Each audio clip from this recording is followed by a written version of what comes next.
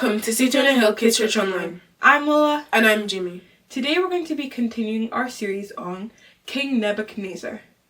But that'll be after time of worship.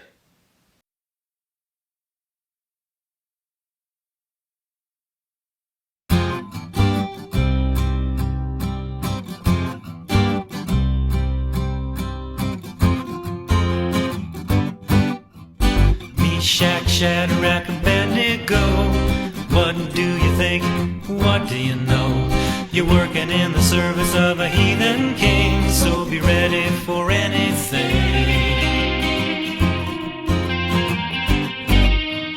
Nebuchadnezzar was that king.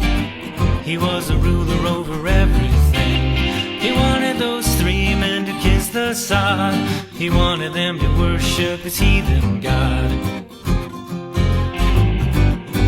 They said, no, we won't bow down, sire, even if you throw us in the furnace of fire.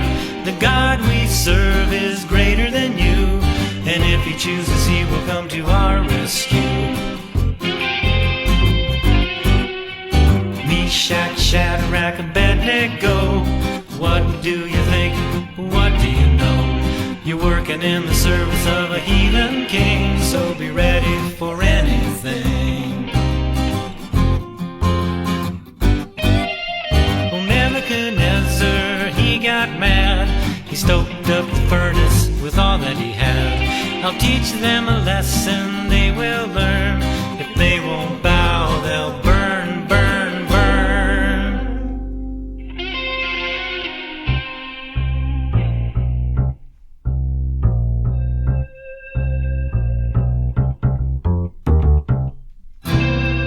Meshach, Shadrach, and Abednego. What do you think? What do you know? You're working in the service of a heathen king, so be ready for anything. He threw them in the fire, burning hot. Don't mess with me, boys, I call the shots. But much to the crazy king's surprise, God rescued them before his eyes. Meshach, Shadrach, and Abednego. What do you think? What do you know? You're working in the service of the King of Kings, so be ready for anything. Meshach, Shadrach, and Abednego. What do you think? What do you know? You're working in the service of the King of Kings, so be ready for anything. Be ready for anything. Be ready for anything.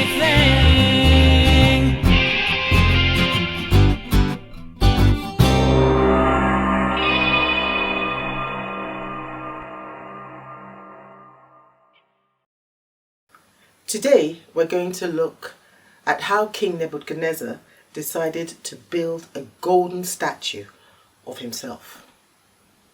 If you remember the last time, we talked about how King Nebuchadnezzar had dreamt a dream of a statue, and that statue represented the world kingdoms, and the head of gold was all about him.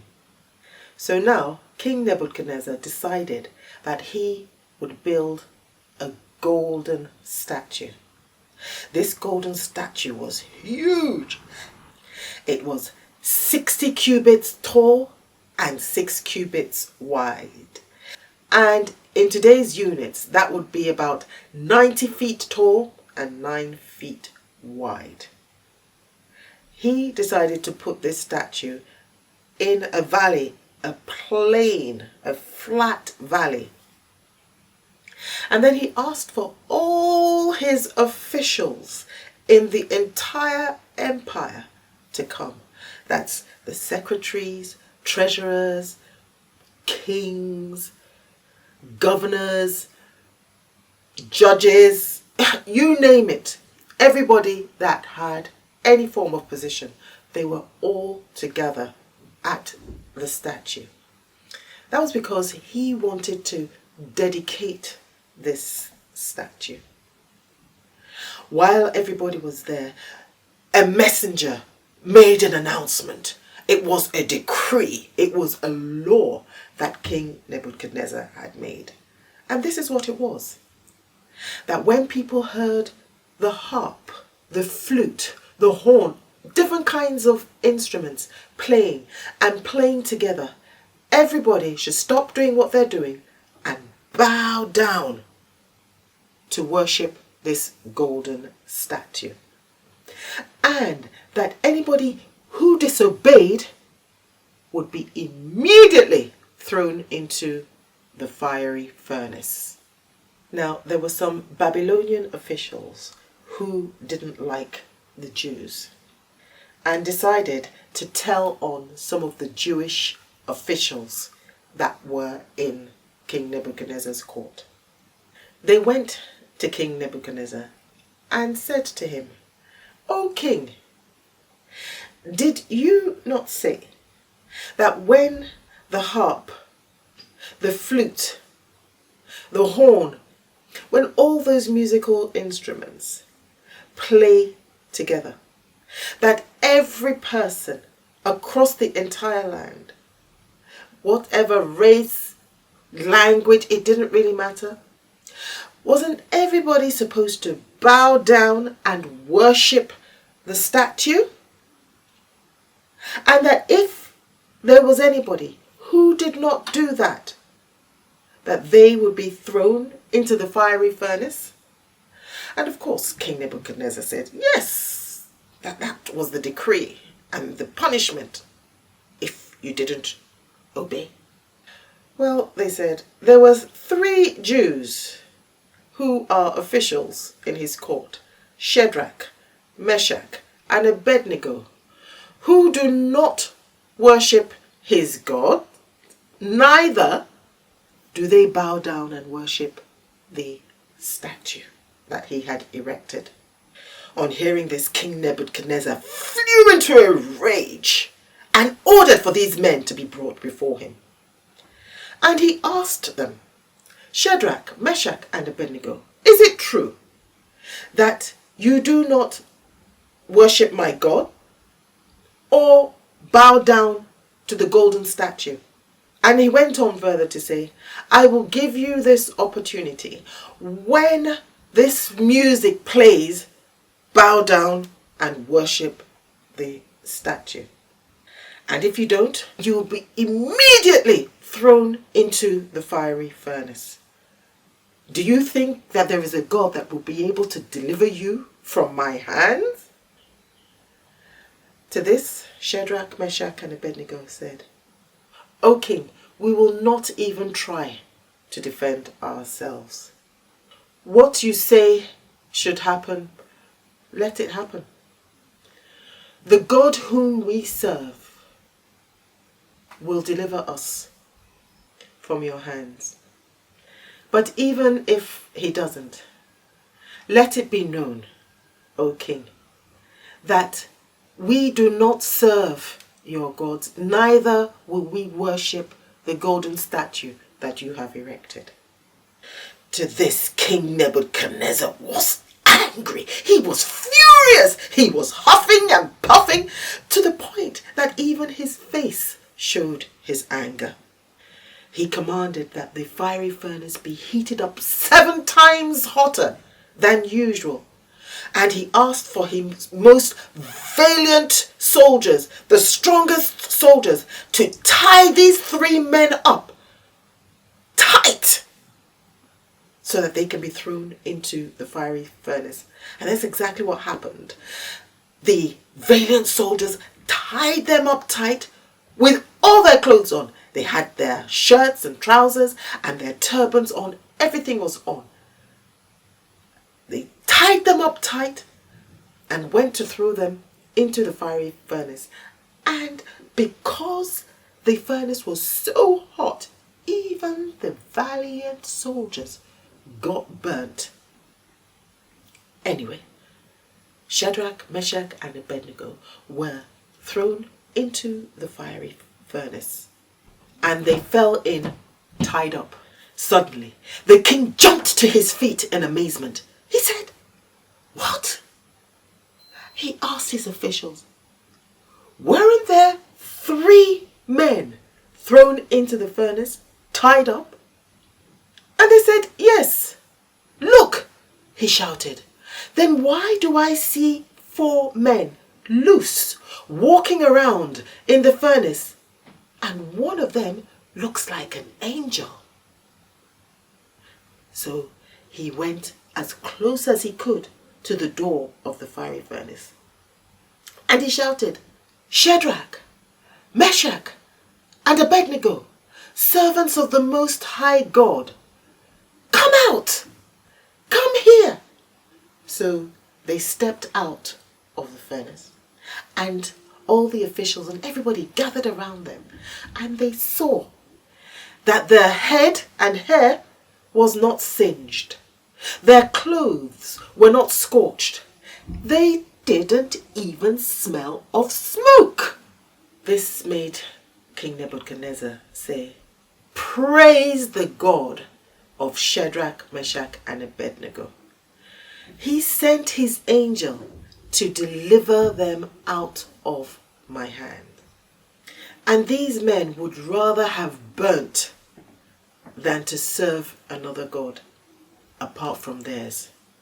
He then made a decree that if anyone, no matter where they come from, whatever language they speak, whatever race they are, says anything bad about the God of Shadrach, Meshach and Abednego, that their house will be knocked down and left in a pile of rubble.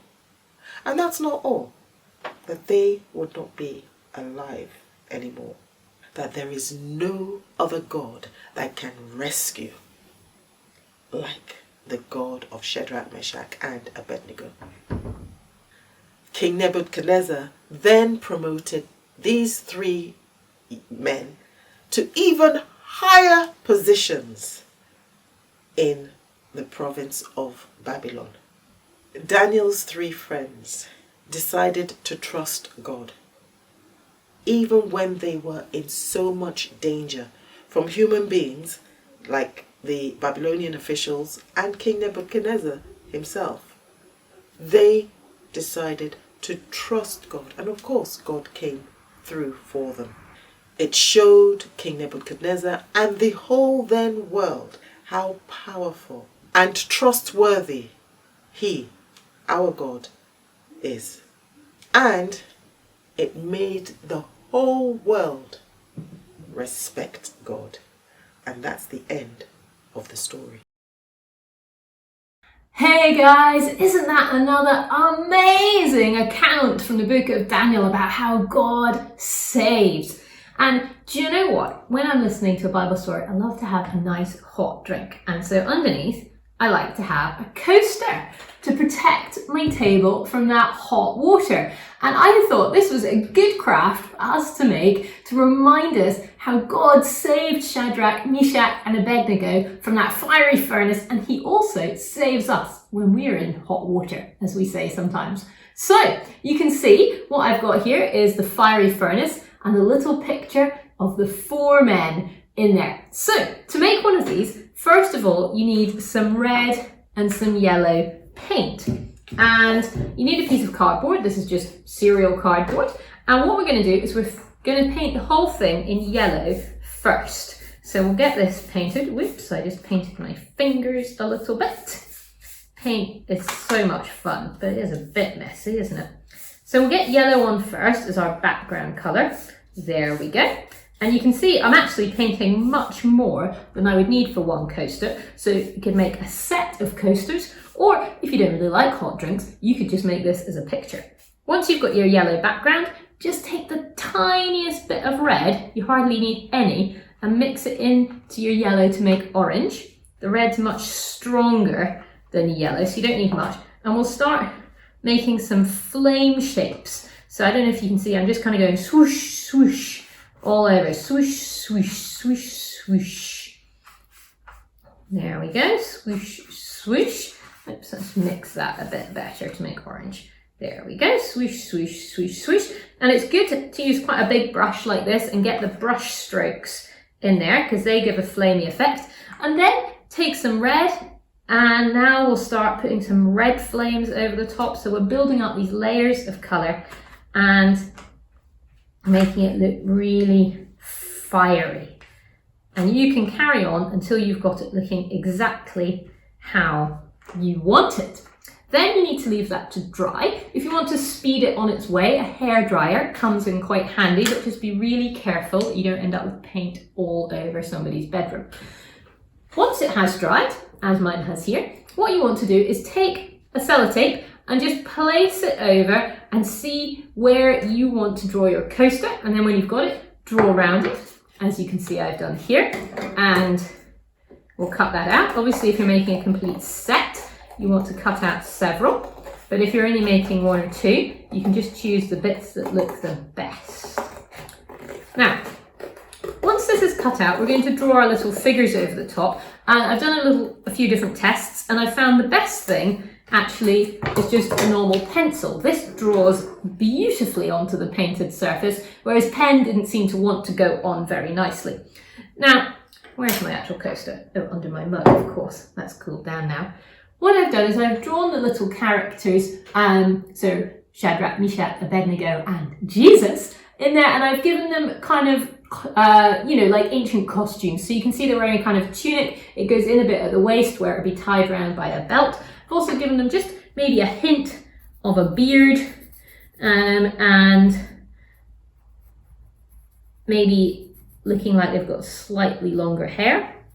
So we're just drawing these little figures, and I have to say it's very satisfying drawing with pencil over this painted surface. It just goes on so smoothly and nicely. I've chosen quite a strong dark pencil. You get different kinds of pencils.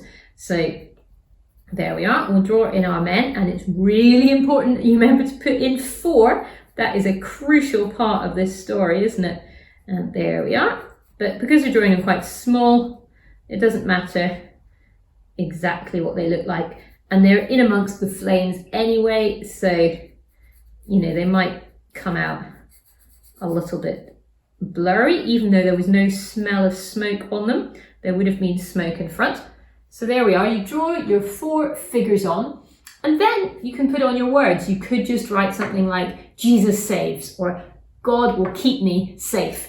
Or you can write right round the edge. I found it fits quite nicely. God saved Shadrach, Meshach, and Abednego from the fiery furnace. So you can see I've got it all written round.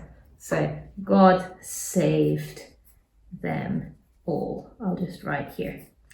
So you can make a complete set of fiery coasters and then make your family all a lovely hot drink and settle them down to tell them the story. That would be a great way to spend your afternoon. Well, I hope you enjoy making these coasters. I hope you enjoy hearing about the fantastic accounts that we get in the book of Daniel, and I'll see you again next week for one more. Bye! King Nebi, King Nebi, King Nebi.